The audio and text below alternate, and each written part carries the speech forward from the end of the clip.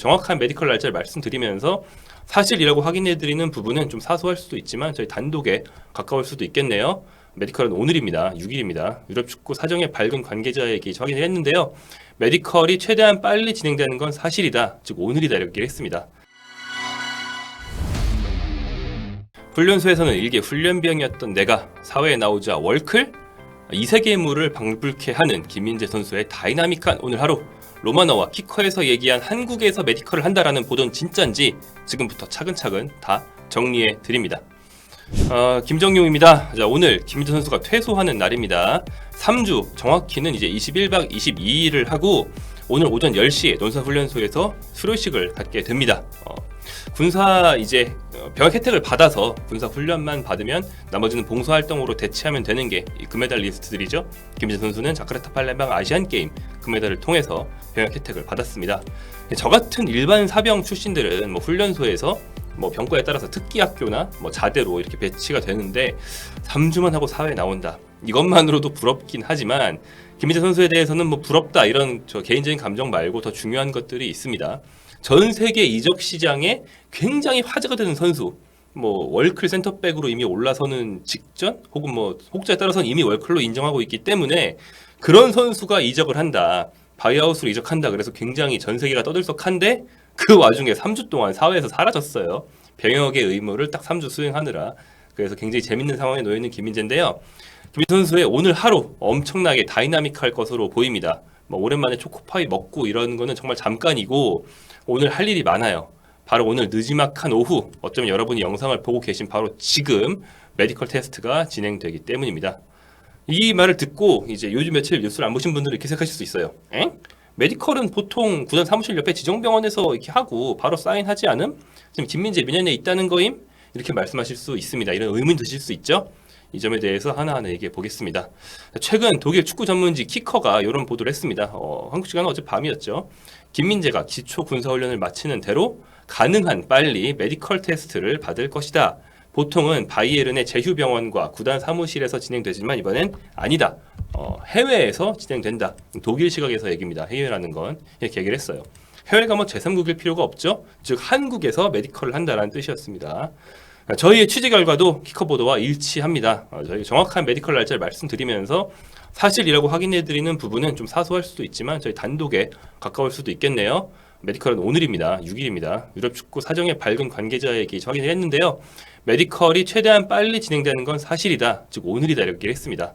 국내에서 메디컬 테스트나 기타 검진을 진행한 유럽파 선수들의 전례가 좀 있는데 그걸 감안하면 검진 시설이 잘 갖춰져 있는 서울의 대형 병원에서 진행될 것으로 보입니다. 바이에른 측 의료 인력이나 스태프가 한국을 찾았다고 해요. 그래서 검사 과정을 참관하고 이제 참여할 것으로 보이고요. 이 말은 군사훈련 후에 10시쯤에 논산에서 나오거든요.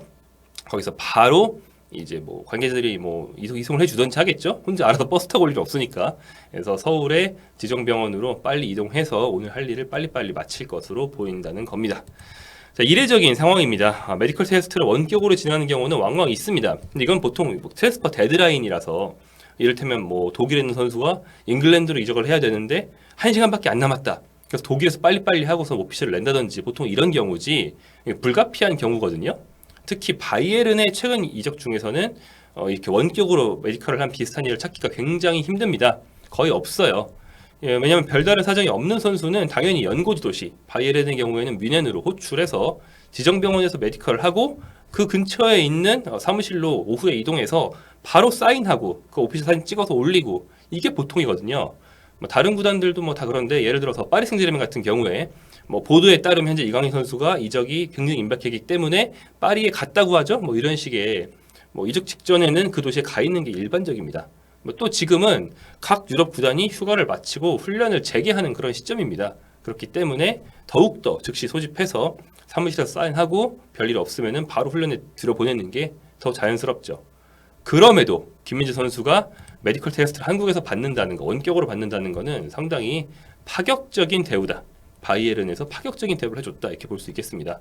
토마스 투엘 감독은 완고한 사람이지만 다른 선수들의 휴가 기간에 김민재는 군사훈련을 받느라 뭐 실질적인 휴식을 취하지 못했잖아요. 이것을 좀 감안해주고 합류를 재촉하지 않았다. 빨리빨리 와라 이게 아니고 야, 너 남들 쉴 때 뭐 군대가 있었다며? 며칠 좀 쉬다 와라. 이렇게 좀 배려를 라고 볼 수 있는 부분인 겁니다. 또한 원격으로 진행되다 보니까 메디컬 테스트 날짜와 오피셜이 나는 날짜가 다를 것으로 보인다는 것도 좀 김민재 건의 특이한 점입니다. 또 키커를 인용해 보죠. 키커가 신뢰성이 되게 높으니까요. 키커는 모든 일이 순조롭게 진행되면 바이에른은 나폴리 측에 5천만 유로, 오늘 환율로 약 708억 원의 바이아웃 금액을 지불하고 김민재와 5년 계약을 맺을 것이다 라고 했습니다. 여기까지 아는 얘기죠. 그 뒤에 이제 오피셜 날짜에 대한 전망이 있는데요. 이번 주에 다 마무리될 가능성이 있긴 하지만 그렇게 될 것 같진 않다라고 했어요. 그러니까 이번 주일 수도 있지만 아니다. 그러니까 자신들이 보기에는 4일 넘게 앞으로 남을 것이다. 일주일 정도는 있어야 오피셜이 날 것이다. 이렇게 보는 거죠. 자, 이 대목을 봐도 김민재가 메디컬 테스트 이후에 국내에서 며칠 더 휴식을 취하다가 미넨으로 갈 것은 확실시된다고 볼 수 있습니다. 뭐 제가 알아본 바와 키커에서 보도한 바가 일치합니다. 이렇게 메디컬 테스트는 서둘렀지만 협상 마무리 과정은 며칠 더 시간을 두고 꼼꼼하게 진행해서 약 일주일 정도 이제 시간을 둘 거란 그런 얘기인데요. 김민재 선수 측은 전례를 볼 때 페네르바체에서 나폴리로 갈 때도 서류 최종 검토를 신중하게 진행하느라 며칠을 들인 바가 있습니다. 그때 축구 팬들이 굉장히 좀 이렇게 좀 답답해하시고 좀 야 언제 오피셜라 이렇게 좀 이렇게 조마조마하셨던 그런 시간이 있었는데 이번에도 좀 신중하게 한다는 것 같아요. 자, 여기서 파브리치오 로마노 얘기를 해볼까요? 이 로마노가 지난 약 이틀간 한국인들에게 많은 비아냥을 들었습니다.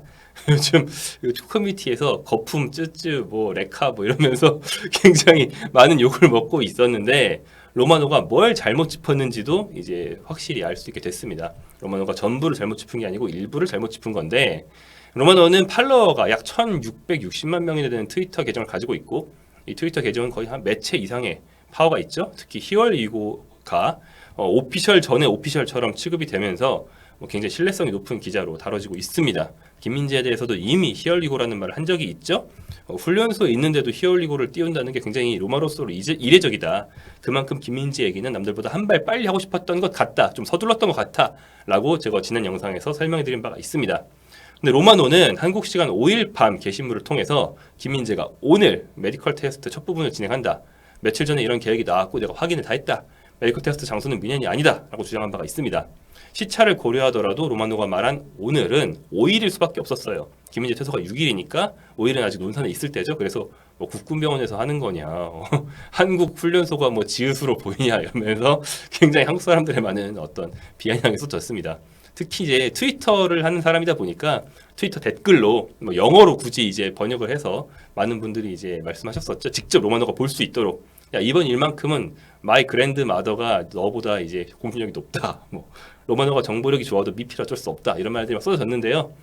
자, 로마노의 글 직후에 보도된 아까 제가 말씀드린 키커의 보도 그리고 이제 제가 알아낸 바를 종합하면 로마노의 말도 뭐 사실 대부분은 맞는데 날짜가 틀렸어요. 그렇죠?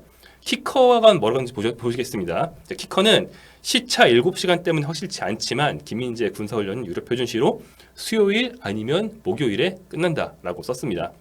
그러니까 김민재의 기초 군사훈련이 3주라고 보도돼 있지만 실제로는 뭐 입소부터 퇴소까지 딱 21일이 아니고 21일 하고 다음날 하룻밤 자고 다음날 아침에 나오는 거기 때문에 22일 차에 21일박 22일 차에 나오게 되거든요.